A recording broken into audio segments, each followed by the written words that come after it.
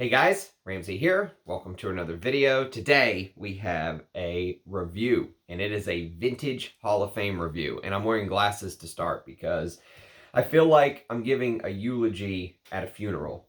And the reason is this type of perfumery, what we're going to talk about today, Hugo Boss Number One, this type of perfumery is dead.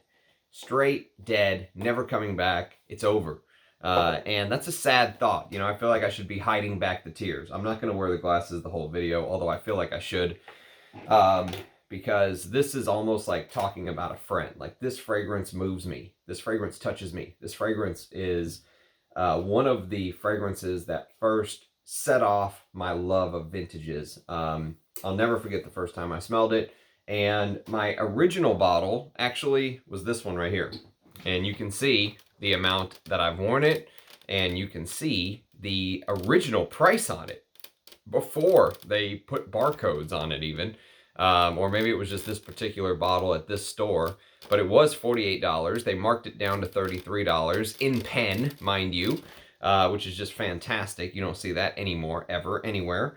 And this isn't even the original. So the original Hugo Boss Number One was not called Hugo Boss Number One. It was just called Hugo Boss. It was called Boss. Hugo Boss for men. That was it. There was no reason for it to be number one because it was their only fragrance. And so the original bottle looked like this. This is a tester that I got from Manouche. You see there's no number one there. And so this is what one of the deep vintages looks like.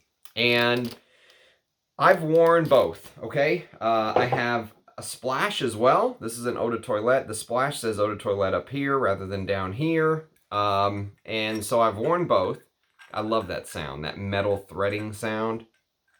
Oh, the good old days. Oh, God. I've worn both, and I can tell you that there is no reason to pay big money for a deep vintage. If you find it for a good price, go for it. Otherwise, this version with the pinstripes on it is perfectly fine. I'm not usually big on packaging, but I happen to have the box right here. So here's the box. You see no number one on this. This is the splash, the box for the splash that I have. And actually it does say Boss Number One right here, but it doesn't say it on the bottle. Interesting. I wonder if this is a newer type box where they had to put it on the box, but they did not put it on the bottle. I just noticed that. But the bottle itself was a splash, and it didn't say it right here on the front. So anyways, this fragrance is in the top 10 of all-time fragrances for me, okay? Probably my favorite honey. There are some other honeys that I think are really, really well done. Like I recently reviewed Miel de Bois by Serge Lutens. That is a fantastic honey. But for me, for the Ram, this type of perfumery, it really speaks to me. It touches me. And basically, the way that this fragrance starts out is All-Star, Hall of Fame, one of the greatest openings in my collection. And I've been wearing it today as my scent of the day. And you know, I was actually going to be the Grinch. Christmas is coming up in a couple days. I was going to shit all over an MFK fragrance, and I may still do that tomorrow. But right before I sprayed the fragrance today, I was like, you know what? I'm just in a mood to do something celebratory. You know, Christmas is coming up. I'm in a fantastic mood, smiles all around. And I just felt like it was high time I reviewed one of my all-time favorites. So I'm going to give it a shot, but I'm going to give the same disclosure that I gave whenever we reviewed Antaeus. I honestly don't think I have the words to do this justice. I don't think anyone has the words to do this fragrance justice. I think it is a masterpiece of perfumery. And what makes it even crazier is this fragrance is still available for $20 or $30. Now, in the newer bottle, which I have not smelled, and I have conflicting reports on. If you go listen to Chris from Scentland, he did a video and said it's perfect, nothing has changed. And then I have other people that I trust and know who left comments and talked to me and say it's absolute shit, the new version, don't get it, it's a joke. Go for the vintage. If you can get the one with the pinstripes on the bottle, that's probably what you want. So, conflicting reports, okay? And I feel like I should be wearing a pinstripe suit doing this review, but anyways, let's talk about the fragrance and how it opened. So it came out in 1985. It was, of course, created by Pierre Wargnye, who is one of my favorite perfumers of all time. And he made some other fragrances, which we'll talk about later in the video because they are relatable to Boss Number One. And this is technically considered a spicy woody, but in a nutshell, this is my favorite honey tobacco fragrance, okay? And it opens up with a pissy honey note. There is no other way around it, okay?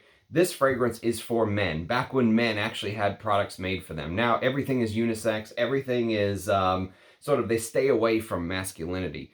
This was a fragrance made for masculine men in my book, okay? It came out the year I was born, and this fragrance is made for men. It's beautiful, okay? It opens up with this pissy honey is the way to describe it. That's the way I call it, pissy honey. I've heard it basically described as having a urinal vibe. I've heard it described as smelling like a men's restroom. I've had it, you know, basically it's this animalic honey, if you will.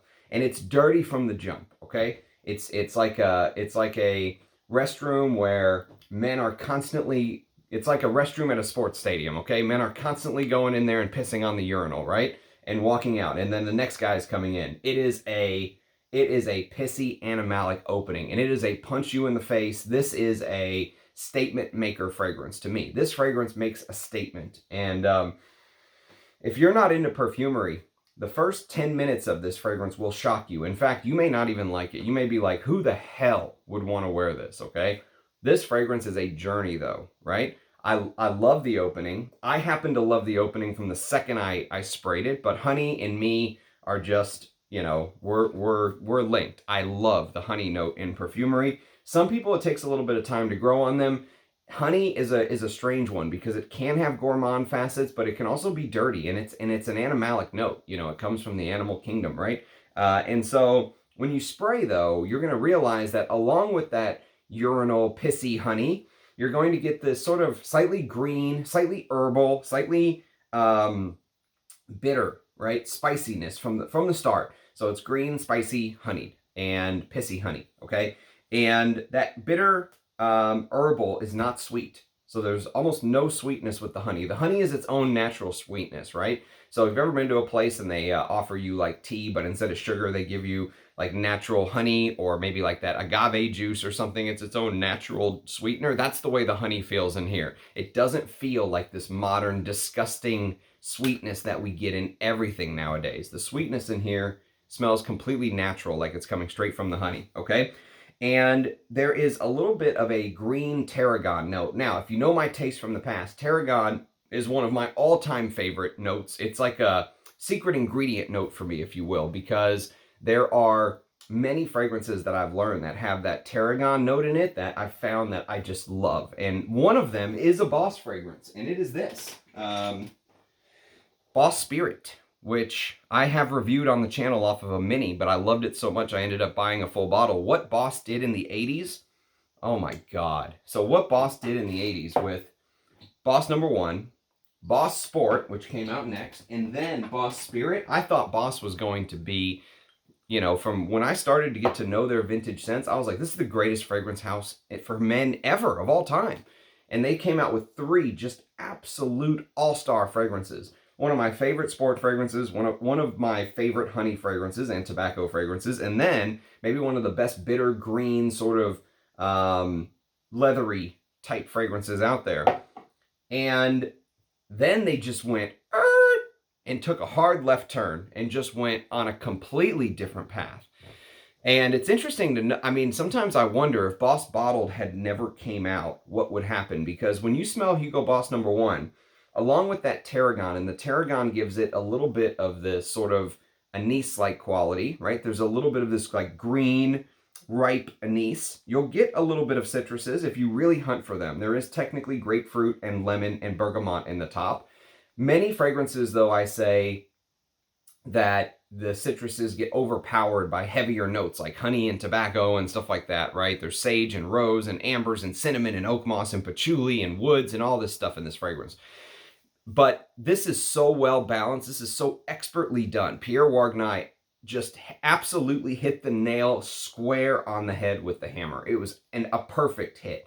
And you can smell the citruses if you pay attention, if you really look for them. And the more you wear it, the more you'll be able to pick them out, because that opening won't be as shocking to you. If you're new to the vintage game, right? If you have only smelled stuff like Xerjoffs and Parfum de Marly and stuff like that, this will shock you, okay? This will absolutely shock you.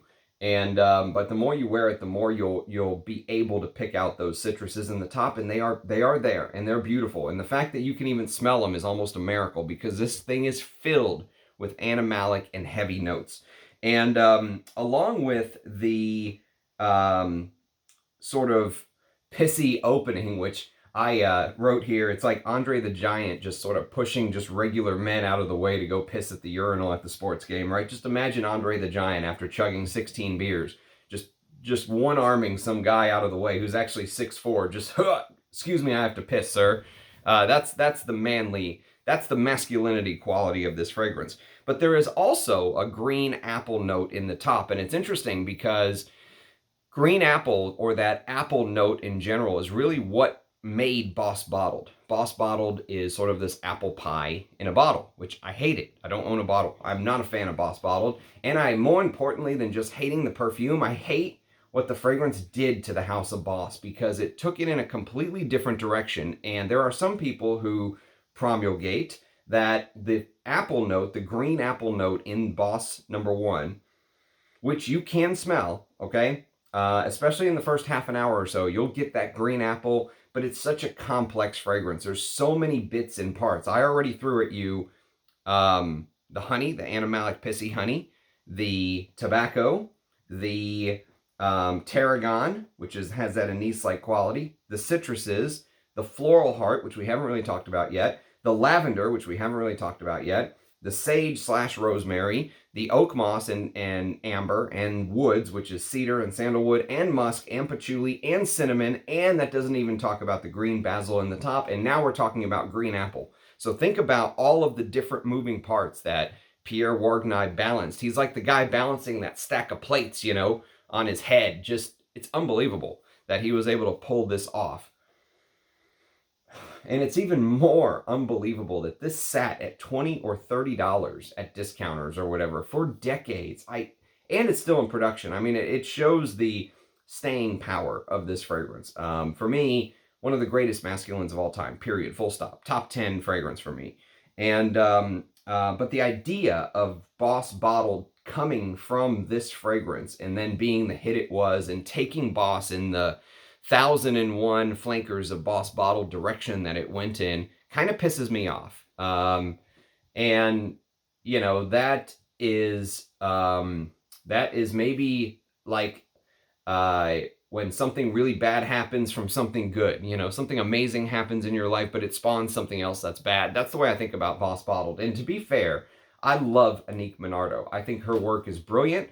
It's just that fragrance seemed like the wrong fragrance for the wrong house, and I'm sure it was a big hit for them. It sold, which is all they care about. But for the fragrance lovers, for the connoisseurs, it took Boss away from doing stuff like this. And of course, like the star of the show today, which is Boss Number One, it took the house away from doing stuff like this, which I thought was very special. Very, very special. So this fragrance really, you know, I talked about it being a statement maker, but more important than being a statement maker, I am on record many times. I've put out a ton of videos in these last couple of years. By the way, I think December 21st was my 2-year anniversary on YouTube. That was yesterday. Today's the 22nd. I didn't even catch it until just now. So 2 years I've been on YouTube doing these videos, and I put up 760 or 80 something videos. I put up a ton of videos, and I am on record many a time saying that this fragrance reminds me of a man who is grown up, right? You know, some men are maybe in their teens and they look like men, but they're not men up here, right? This is a fragrance for a man who is mentally a man, right? He does what he's supposed to do, takes care of his family, pays his bills, all that good stuff, right? He's there in an emergency. He's the guy you call if you needed somebody. You pick up the phone and you call him first. He'll be there for you, right? There's that feeling to this fragrance. Like, it's interesting because the vintage motto, and I'm going to put it in the headline when I post this video, Boss Number One, an air of success. An air of success. And there, you know, you could take that two ways. The way they wrote it is an air of success, like the air around you smells of success, and there definitely is some truth to that. But you could also take it as you built such a legacy for yourself that your heirs even have success. And there is definitely no doubt about it, this sort of complex, successful executive, CEO, board of directors, pinstripe suit. I made it to the top. I pulled myself up from the bootstraps. I founded my own company. I created this. I'm a made man, that kind of thing, right? As amazing as the opening might sound, right? And if you're a vintage lover, your mouth is probably watering from what I talked about with the pissy honey. You can almost probably envision it. If you've never smelled this fragrance and you're a vintage lover, this is a must sniff. I would almost say just blind buy the damn thing. Blind buy the vintage. But there is a beauty of the old school execution for the rest of the fragrance, because that sort of punch you in the mouth, get the fuck out of my way, I'm coming through opening, right? Is for the first 10 or 15 minutes. It really does begin to calm down after that. And that's why this could be like a signature scent. This could easily be a signature scent for me. Easy, I could make this a signature scent. Because you spray this when you're at the house, and by the time you get to the office, it's already settled. It's already sort of gone into its dry down stage. But the dry down stage is beautiful. It brings in this lavender that is old school execution here. Manly, scratchy lavender. And the lavender might make you think that it's a fougere. Technically, this does have all of the elements of a traditional fougere, right? So it has the lavender, it has the geranium, and it has the oak moss in the base. The only thing that it's really missing is the tonka bean, the coumarin. There's no tonka in the base of this. If there was tonka, you could easily say this is a proper fougere. So it has a lot of the elements of a fougere without being a fougere. This is not a fougere. It doesn't smell anything like the proper aromatic or barbershop fougeres of the past. This actually, to me, this doesn't smell like anything. There is nothing I've ever smelled that smells like Boss Number One. Nothing. Zero. There is nothing that smells like this. Even to today, 2023, this is 1985, okay? There is nothing that smells like this. It is unique. It is completely unique. Which in a perfume game where everyone watches what everyone does, all the houses watch each other, they copy each other. The fact that this is unique is crazy to me. There's actually a fragrance that came out, I think in the early 2000s from Hugo Boss, and it's called Boss by Hugo Boss Concentrated Eau de Toilette. And it's supposed to be very similar to Hugo Boss Number One. But my buddy Mikhail says it's much smoother. He has a bottle. I've never smelled that concentrated version. It's discontinued and very hard to find, apparently. But that's the only thing that is apparently truly comparable to this. There's really nothing else. Some people compare it to Marbert Man, and I'll review Marbert Man. That's also going to get a Vintage Hall of Fame review. But Marbert Man goes in a different direction. The honey is much fresher. It doesn't have that pissy 80s animalic opening, right? And so for me, this is unique. This is in its own league, in its own category. And think about all the fragrances that tried to do a honey tobacco, right? I mean, honey tobacco is like a category unto itself. Guerlain just released a fragrance they're trying to sell for like $500 called Tobacco Honey or something like that. And apparently it's very boring. Doesn't have this has character. The problem with many of the tobacco honey fragrances that are done nowadays, they don't have character. So take something like Naxos, for example. Naxos is disgustingly sweet.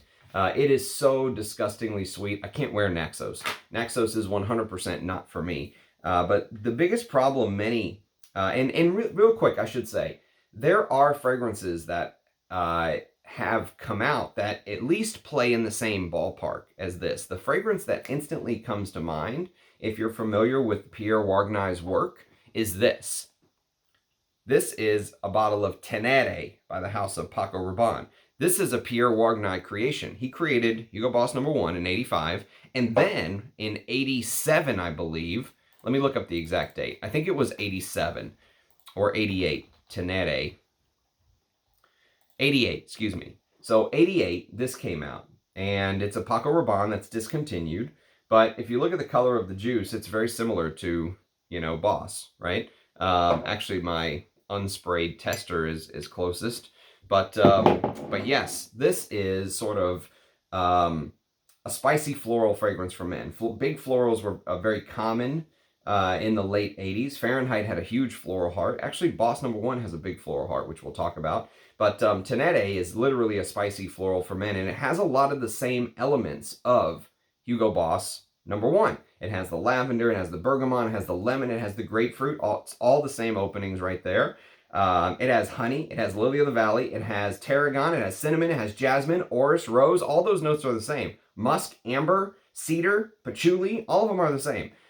Here, they've added a leather note in the base. They've added an anise note, which you get a little bit from the tarragon anyways, even though it's not listed. They've added artemisia, which is different. And they've added this cassia note in the top, which adds a little bit of more spiciness to the top, basically. Green spiciness. And this is almost like a cross between Marbert Gentleman and Hugo Boss Number One. But it has that DNA, that signature DNA that Pierre Wargnye created for Hugo Boss. So the only thing that smells a little bit in the same category, and I think this goes in a different direction, but in the same sort of category, is a fragrance that the exact same perfumer made, but for a different house. So he created something unique and amazing as far as I'm concerned. No one was able to copy it. No one was able to recreate this DNA, this scent DNA. And it's going to get, Tenere is going to get a Hall of Fame review as well. I feel like the other fragrances that tried to copy this, they never got the pitch right. You know, the pitch of the honey when you wear it on your skin and how all the other fragrances interact with it. It's either too sweet or it just fades too quickly. The honey just kind of goes away and it goes into a different direction. The honey in this fragrance lasts and lasts and lasts and lasts into the dry down. There are a few honey frags that I've smelled recently that you have to kind of give their flowers to. For example, Slow Dive by Hiram Green is a very good honey. I mentioned Miel de Bois. You know, I've done it. This is not a top 10 honey if you want to, you know, really dive into it. Marbert Man would be on my favorite honey list. Alain Delon, the classic, has an amazing honey note in it. But for me, Boss Number One is like it's my number one. It really is. And the interesting thing about the opening of Boss Number One is it's just like a rocket to the top. You know, this thing just absolutely fires off your skin. And it's like some, you know what it feels like? It feels like a self-made man or a man who shot straight to the top of whatever field he is in, right? Straight to the presidency, straight to the CEO position, you know, straight to being a Don if you're in the mob. You're a Gabba G, right? You're respected instantly, right? You're straight to the top. A made man. And, you know, the opening, like I said, would make some folks recoil. But really what ends up happening is the fragrance begins to settle down, okay? And for people who are newer to vintage fragrances, you may smell this and think that this is unbalanced. It's not. It's actually one of the most brilliantly balanced fragrances. Pierre Wargnye is an absolute genius in my opinion. Like I said, the greatest honey fragrance of all time for me as far as I'm concerned. But also, usually you take a fragrance and you say, okay, it's the greatest honey fragrance of all time. Fine, what else does it do, right? Does it do anything else? Well, what's crazy about Boss Number One is it's not just my favorite honey fragrance of all time. It's also one of my favorite tobacco fragrances of all time. So this is like it's a dual threat, right? Honey and tobacco. And the tobacco note in here almost feels like you've taken a fine, dried, crispy, autumnal colored tobacco leaf and just dripped it in this animalic honey, right? Not just any honey, animalic honey, the pissy kind. And there is a little bit of vulgarity to the scent, okay? There absolutely is. Remember, this is a fragrance made for a man, right? And nowadays, that may just make marketers recoil. Ooh, made for a man, ugh. You know, how could they do such a thing? But yes, they actually made fragrances for men back in the day. And this feels like there's a little vulgarity to it. It's almost like, if you're my enemy, I will piss on your fucking grave, okay? But, on the other side of the coin, I have been on record saying that I feel like this fragrance really smells like a man who has his life in order, like I said earlier. So, understands his priorities. It smells like a man who became immune to the fire because he had to walk through it to get where he is in life right now, right? When you look at him, you see the man that he currently is. But you don't see the trials and tribulations and struggles that he had to go through to get to that point, right? You know, you don't see how he became the respected man in the community that he is, or the fantastic father figure, or that how he has the badass car and the beautiful house and all the stuff, right? You don't see the hard work it takes to keep the body in shape, or anything that he does on the back end, right? All of that stuff, everything that it takes, right, to be the man that he is, you don't see any of that. This fragrance sort of shows you the callus on his hand, right? It shows how mentally strong he had to be to become the man that he is. This fragrance shows the pissy, animalic, almost tough side, you could say. There is a tough side to this. There's a, you know, I'm cool here, don't cross this line, right?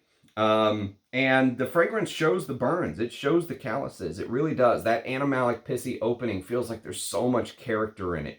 Like you really get to know. This fragrance feels like a friend. I mean, it feels like it has so much character, I can get to know it. You know what I mean? That is what is so missing from modern perfumery. They are just bland, boring, soulless corporate creations. Disgusting, boring perfumery. And, you know, that sharp punch in the face that hits you for the first 10 or 15 minutes, it really feels like you're smelling, you know, the fire burning in the man's soul to be the best, right? You're smelling that. You're smelling his desire, his hopes, his dreams. And then it starts to show you the softer side. Then it starts to show you sort of the spicier open subdues. It becomes, you get more of the mountain of green oak moss that all of this sits on. You get the woods. The tobacco begins to really smooth out. It stops smelling as spicy. That anise touch of tarragon goes away. You start to get more of the green, rosier geranium and lily of the valley and jasmine. Okay. And in the floral heart of many masculine fragrances, there is sort of this jasmine little tinge. I recently reviewed a jasmine fragrance that I absolutely loved called Oud de Grand by Theo Oud, a real jasmine grandiflorum. Now, jasmine grandiflorum has a little bit of a honeyed side to it, and so the honeyed jasmine in here really fits well with the honey theme, but it also adds a little bit more of the masculinity, believe it or not. Jasmine isn't just for feminine fragrances, it's for masculine fragrances as well. And but the jasmine and the lily of the valley and the geranium are always flanked. It feels like they're never left alone, right? They always have the sort of sage / rosemary right along with it. And the sage and rosemary just add a little bit of this sort of slightly oily, but pungent, astringent type feel, right? It's aromatic without being an aromatic fougere, if that makes sense. And they just kind of stay with those flowers. So what's interesting, I mentioned earlier, fragrances like Tenere having such a huge floral heart but marketed towards men. Dior's Fahrenheit is the exact same thing. That gasoline opening, everyone talks about the leather. No one talks about the floral heart. The floral heart in Boss Number One, to me, is amazing, you know, because it begins to soften those edges. It shows you the other side of the man that had to scratch and claw and fight to get to where he is, right? It shows you the softer side, the family man. You know, think about like a Roman general from back in the day who went to war, battled with his men from the front lines, right? And then went home and took care of his family, right? That's the softer side of Boss Number One for me. It's a dichotomy. It's a chasm of feelings and emotions. And I think it's an absolute masterpiece, especially if you can find these older bottles. And I would say get them while you still can. They are floating around. I've seen people selling these for nothing. I think I got this for, I can't even remember, 20 bucks maybe, something like that, 20 bucks.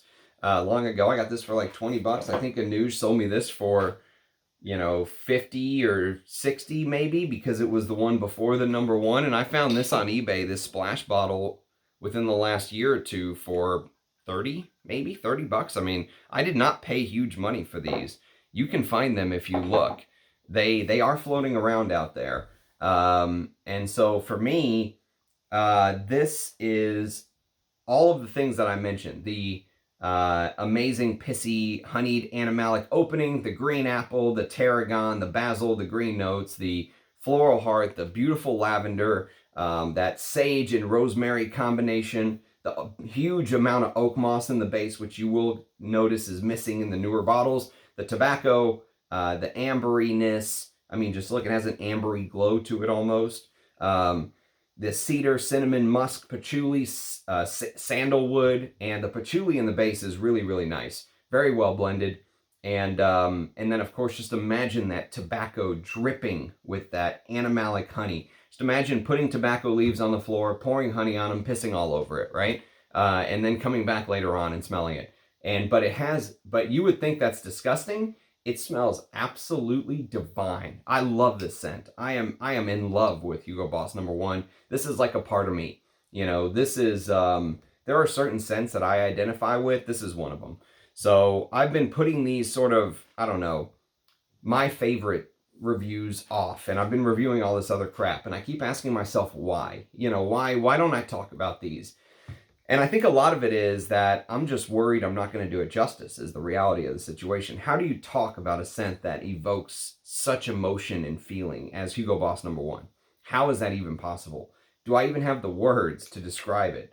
And honestly, I really feel like no matter what I do or say, it's not going to be good enough. There's always going to be more that could have been said about it. But I think I pretty much summed up the way that this scent makes me feel. These are the emotions that it brings out in me. That's why when I started, I said I was going to start like this, because it was almost like being at a funeral, giving a eulogy, because this type of perfumery in today's day and age is dead. An air of success, absolutely agreed. Perfect fragrance for this type of mindset, right? Nowadays, I feel like everyone wants somebody to give them something. This is for the man who wants to go out and get it, who wants to go out and get it himself. And it's not like he's not out there going, oh, you know, I only want to work 4 hours a day. He's out there going, no, if I have to work 15 hours a day, I'll do it. I'll do what needs to be done. I'm that kind of man. That's the person that I am. And it's a beautiful fragrance. This fragrance, every time I wear it, it puts me in a completely different state of mind. And this is why I need to wear my favorites more, because one of the downsides of having the channel, one of the biggest upsides of having a channel is also the downside. And that's that there's a million fragrances out there, literally a million. And it's impossible to smell them all. Even if I had 2 assistants, I would never be able to smell them all. And so what happens is people send you stuff. People send you samples. People send you free bottles when you have a channel. And I'm not complaining, but I am saying that you have to learn that stuff. If you're going to talk about it, you have to wear it. You have to, you know, and you're not wearing your favorites. So it's a pro because you get to learn so much more. Your horizon expands when you get to smell all these fragrances, but also you have to wear them. Well, I guess you don't have to wear them. You could just do what some of the channels do, spray it on a blotter, smell it, talk about it, throw it away, and do a video in 5 minutes and move on. But I actually like to wear my fragrances. I like to live in them, to do a review, to talk about it. And when you do that, you're taking away your wear time of the stuff that you love. So anyways, that's kind of my thoughts. Hugo Boss Number One is an absolute masterpiece. I'm glad it's still being marketed. These older bottles were marketed by Giorgio Beverly Hills, by the way, made in the UK. This one is, yeah, Giorgio Beverly Hills, Euro costs, made in the UK. This one, the Splash, interestingly enough, Euro costs, Driek, made in the UK, Hunt Valley, Maryland. It does not say. This one does not say Giorgio Beverly Hills. So I don't know if this one is older or what. But yeah, it's interesting. Now it's being marketed by Coty. And, you know, Coty does a lot of the quote-unquote cheaper fragrances now. So I don't know what the new stuff's like. If anyone has experience with the new bottle of Hugo Boss Number One, let me know. I think this is an absolute masterpiece. I don't rate fragrances, but if I did, this would be a perfect 10 out of 10, 100 out of 100, whatever rating I would give it. I don't see how you can improve on this for me. This is pure perfection. And especially this time of year, it's in the 50s here in Texas. You know, Christmas is in a couple days. That tobacco, honey, masculine vibe. Oh, it's just, I absolutely love it, and I'm glad I went with the positive review today. I'll be the Grinch maybe in a couple days, shit all over that MFK I was going to one of these days. But if you have experience with the great Hugo Boss Number One, Pierre Wargnye's, one of Pierre Wargnye's masterpieces, do let me know. Let me know what you think. I love to hear your comments. I love the interaction. Appreciate everyone watching. Cheers, guys, and I'll catch you next time. Bye-bye.